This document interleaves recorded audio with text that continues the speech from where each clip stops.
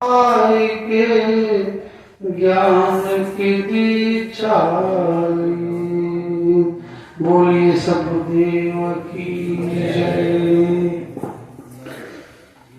प्रातः स्मरणीय सदगुरु बंदी छोड़ कबीर साहब एवं इस पावन धरा पर उपस्थित मृद मंगल में संत समाज, धर्म स्नेही बंधुओं, श्रद्धा मूर्ति माताएं बहन, आज का यह परम सौभाग्य का दिन है कि हम सबको प्रतिमा के भांति इस माँ भी हम सबको इस पूर्णिमा के अवसर पर हम लोग को यहाँ एकत्रित होने का ये सौभाग्य प्राप्त हुआ। ये संत सदगुरुओं ने एक व्यवस्था हम सबको दिया कि कम से कम 29 दिन भक्तजन अपने सांसारिक कार्य करें, गृहस्थ जीवन में सेवा करें, लेकिन कम से कम एक दिन संत गुरुजनों का दर्शन, गुरु धाम का दर्शन करने की एक व्यवस्था उन्होंने दिया हम सबको। और जो कि पूर्णिमा के अवसर पर ये व्यवस्था हम सबको मिली। पूर्णिमा, हर पूर्णिमा पर ये सत्संग का आयोजन इसलिए गुरुजन किए कि सदगुरु कबीर साहब का जो प्राकट्य हुआ था, सदगुरु कबीर साहब इस धराधाम पर आए तो सदगुरु कबीर साहब पूर्णिमा, ज्येष्ठ पूर्णिमा के दिन आए। इसलिए जो है कि ये व्यवस्था हम सबको गुरुजनों ने दिया। और ये पूर्णिमा का दिन जो है कि ये हम सब के लिए बड़े गौरव का दिन होता है, क्योंकि सदगुरु कबीर साहब का जो प्राकट्य हुआ वो ज्येष्ठ पूर्णिमा के दिन, तो पूर्णिमा हम सबका हर माह का जो पूर्णिमा पड़ता है वो हम सब के लिए एक पावन पर्व है।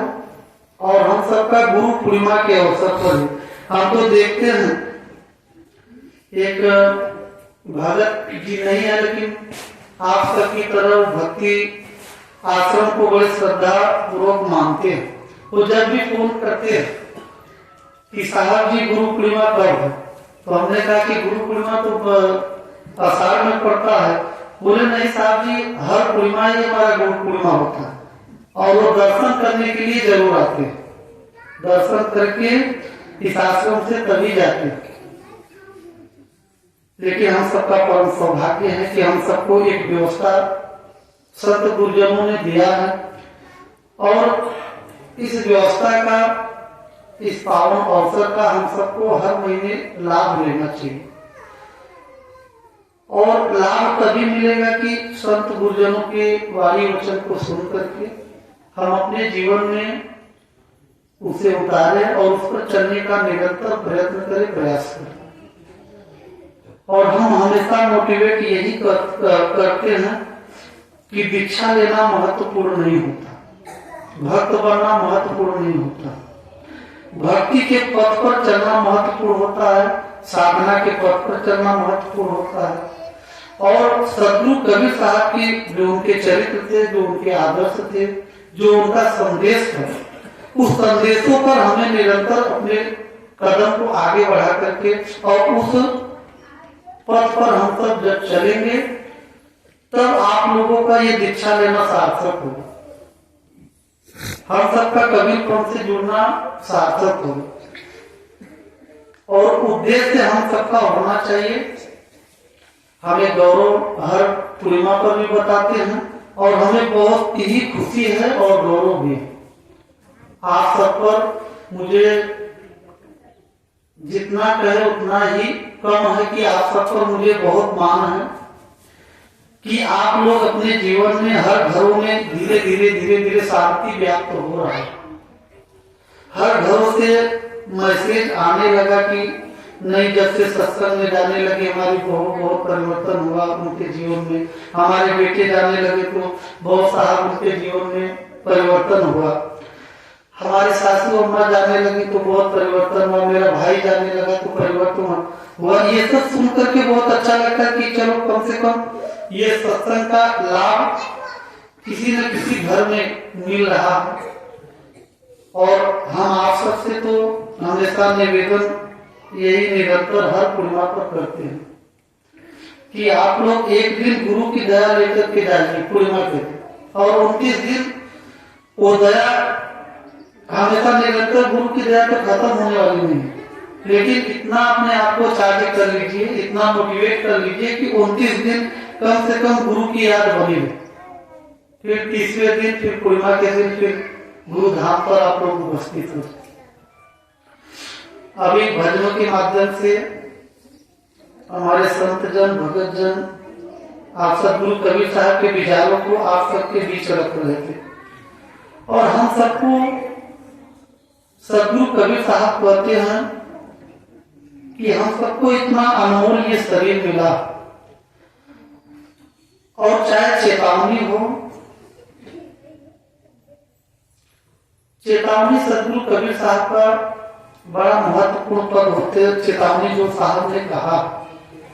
और हम सबको ये जो घर मिला है, ये जो घर मिला, सदगुरु कबीर साहब, सदगुरु मदन साहब बार बार हम लोगों को अवगत कराते हैं कि हमेशा आप लोग जागृत रहिए, आप लोगों के जीवन में समग्रता रहे कि मैं कौन हूं, मेरा स्वरूप क्या है, और मुझे ये अगर मनुष्य शरीर मिला है तो क्या हम लोग इस मनुष्य शरीर को अपना मान करके बैठे हैं कि नहीं बैठे। इस पर हम सबको रिसर्च करना चाहिए, इस पर शोध करना चाहिए, और हमेशा हम सबको ज्ञान दशा में जीवन जीना चाहिए कि नहीं। ये हम लोग किराए के मकान में हैं, हम इस घर में हैं, तो ये परमात्मा का दिया हुआ, प्रकृति का दिया हुआ एक हम सबको घर मिला, और ये घर मिला है तो हमारा कर्तव्य क्या होना चाहिए। भक्त हुए हैं तब क्या कर्तव्य होना चाहिए,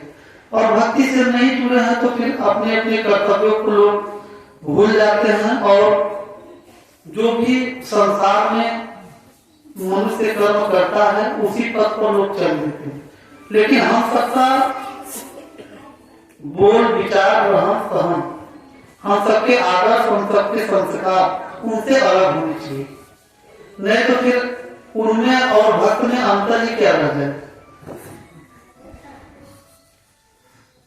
आज सदगुरु मदन साहब हम सबको समझाते हैं कि साहब कहते हैं कि घट बिन से कहाँ जाओगे हंसा, कहाँ तेरो तोर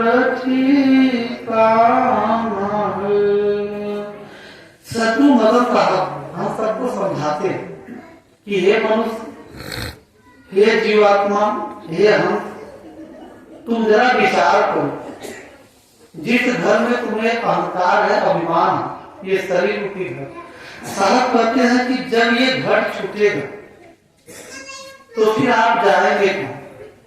घट बिन से कहाँ जाओगे हंसा, कहाँ तेरो ठौर ठिकाना, कहाँ तुम्हारा ठिकाना है, कहाँ तुम स्थिर होंगे, तुम्हारा ठौर कहाँ। यहाँ से तो जाएंगे आप लोग, अपना मकान बनाए हुए हैं, उस मकान में, उस छत में आप लोग अंदर हो जाएंगे, मकान में रहेंगे। लेकिन सदगुरु मदन साहब कहते जब ये शरीर रूप की घर छूटेगा तब आप कहाँ जाएंगे। कितनी बार आप लोग दिन में, भगत जी लोग भी भूल जाते हैं,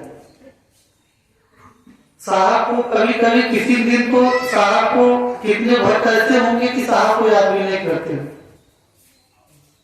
अगर कोई फंक्शन हो, कोई कार्यक्रम हो, कोई खुशियों का त्योहार हो, दिन हो, तो उस दिन हम ईश्वर परमात्मा को भूल जाते हैं। उस समय भी हम सबको निरंतर परमात्मा की याद, कोई भी कार्य करिए, चाहे खुशियों का कार्य हो और चाहे हमारे जीवन में दुख आए, तब भी परमात्मा का स्मरण नहीं भूलना चाहिए। अब परमात्मा की जो स्मृति है, परमात्मा की जो याद है, वो परमात्मा की याद हम सबको नहीं भूलना चाहिए। और इतने ठंडी के समय में आप लोग, पूर्णिमा आप लोगों को याद थी और काफी कितने लोग तो फोन किया हम बूढ़ी माता के लोग रहे तो हम मना कर दिए, मैंने कहा कि अब बसंत पंचमी पर आइए, रहने दीजिए। और नहीं तो सबसे पहले तो आप बहुत लोगों ने झगड़ा